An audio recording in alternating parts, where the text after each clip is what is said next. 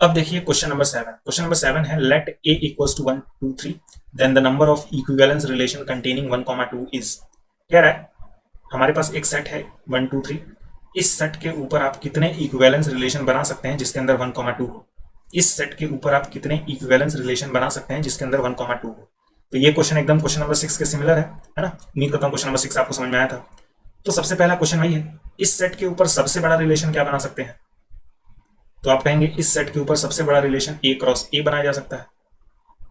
अब वो क्या होता है, वो ये होता है, और ये रिलेशन रिफ्लेक्सिव सिमेट्रिक ट्रांजिटिव तीनों होता है। रिफ्लेक्सिव सिमेट्रिक और ट्रांजिटिव तीनों होता है। इससे बड़ा रिलेशन नहीं बना सकते हम लोग, है ना। हमें ऐसा रिलेशन बनाना है जिसके अंदर 1, 2 हो और इक्विवेलेंस रिलेशन हो। इक्विवेलेंस रिलेशन मतलब होता है वो रिफ्लेक्सिव सिमेट्रिक ट्रांजिटिव तीनों होना चाहिए। आई बात समझ में। तो चलिए R1 बनाते हैं, फर्स्ट रिलेशन बनाते हैं। क्वेश्चन में बोला है इक्विवेलेंस रिलेशन बनाना है, मतलब रिफ्लेक्सिव होना चाहिए। और रिफ्लेक्सिव रखने के लिए 1 2 और 3 से बनाएंगे ऑर्डर पेयर, बनेगा 1, 1 2, 2 3, 3।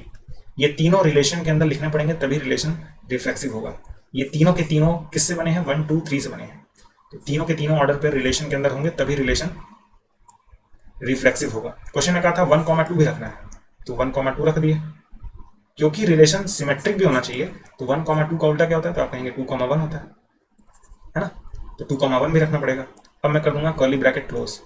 आपको ये जो रिलेशन दिख रहा है ना, ये रिफ्लेक्सिव भी है, सिमेट्रिक भी है, ट्रांजिटिव भी है। आप कहेंगे ट्रांजिटिव कैसे है, आप चेक करके देख लीजिए, ये टू लिखा हुआ है। तो इस 1 और इस 1 से जो ऑर्डर पेयर बनेगा वो 1, 1 होगा, जो कि यहाँ पे लिखा हुआ है ना।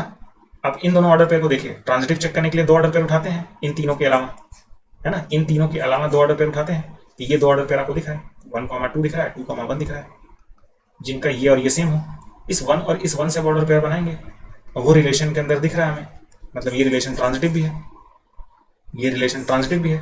तो एक रिलेशन मैंने बना दिया जो कि रिफ्लेक्सिव भी है, सिमेट्रिक भी है, ट्रांजिटिव भी है, और उसके अंदर 1, 2 है। अब मैं देखूंगा क्या एक और रिलेशन बनाया जा सकता है। तो R2 इक्वल्स टू, ये सारे एलिमेंट तो रखने पड़ेंगे, है ना। 1, 1 2, 2 3, 3 1, 2, 2, 1, ये सारे तो रखने पड़ेंगे, है ना। तो मैंने 1, 1 यूज कर लिया, 2, 2 3, 3 1, 2 2, 1 यूज कर लिया। चलिए 1, 3 रिलेशन के अंदर रखते हैं, एक्स्ट्रा एलिमेंट तो रखना पड़ेगा ना, अलग रिलेशन बनाना है तो, है ना। तो मैं रिलेशन के अंदर 1, 3 लिख रहा हूँ, यानी मैंने ये वाला ऑर्डर पे लिखा है। तो क्योंकि रिलेशन सिमेट्रिक होना चाहिए, तो इसका उल्टा बनाएंगे तो क्या बनेगा, 3, 1, इसको भी रिलेशन के अंदर रखना पड़ेगा। यानी अब मैंने ये वाला भी ऑर्डर पे यूज कर लिया है। ठीक है, सही बात है। अब बहुत ध्यान से देखिएगा, ये रिलेशन रिफ्लेक्सिव भी है, सिमेट्रिक भी है, ट्रांजिटिव है क्या। ट्रांजिटिव चेक करने के लिए दो ऑर्डर पे उठाएंगे, तो मैं एक ऑर्डर पे काम कर रहा हूँ, ये वाला उठा रहा हूँ 3, 1। ठीक है, एक ऑर्डर पेयर मैं ये उठा रहा हूँ और एक ऑर्डर पेयर ये उठा रहा हूँ 1, 2। आप देख सकते हैं ये और ये सेम है, दो ऑर्डर पेयर उठाते हैं, ये और ये सेम होने चाहिए। इस 3 और 2 से ऑर्डर पेयर बनाएंगे। क्या 3, 2 इस रिलेशन के अंदर दिख रहा है, आप कहेंगे कहाँ है भाई, नहीं है तो ट्रांजिटिव नहीं हो पाएगा, लेकिन हमें तो रिलेशन को ट्रांजिटिव बनाना पड़ेगा। इसका मतलब हमें रिलेशन के अंदर 3, 2 रखना पड़ेगा, तभी तो रिलेशन ट्रांजिटिव हो पाएगा, क्योंकि ये तो मिल ही नहीं रहा था। 3, 2 रख रहे हैं तो 2, 3 भी रखना पड़ेगा, क्योंकि उल्टा तो रखना ही पड़ता है ना। तो अब ध्यान से देखिए, मैंने ये वाला भी एलिमेंट यूज कर लिया, ये वाला भी एलिमेंट यूज कर लिया, मतलब इस रिलेशन के हर एक एलिमेंट को मैंने यूज कर लिया है। तो अब और एक्स्ट्रा एलिमेंट ऐड कर नहीं सकते हैं, और नया रिलेशन बन नहीं सकता है। तो टोटल 2 रिलेशन हम लोग बना पा रहे हैं, जो कि रिफ्लेक्सिव भी हैं, सिमेट्रिक भी हैं, ट्रांजिटिव हैं, मतलब इक्विवेलेंस है। ठीक है, तो इसका आंसर क्या हो जाएगा, 2 हो जाएगा। हम लोग टोटल 2 रिलेशन बना सकते हैं।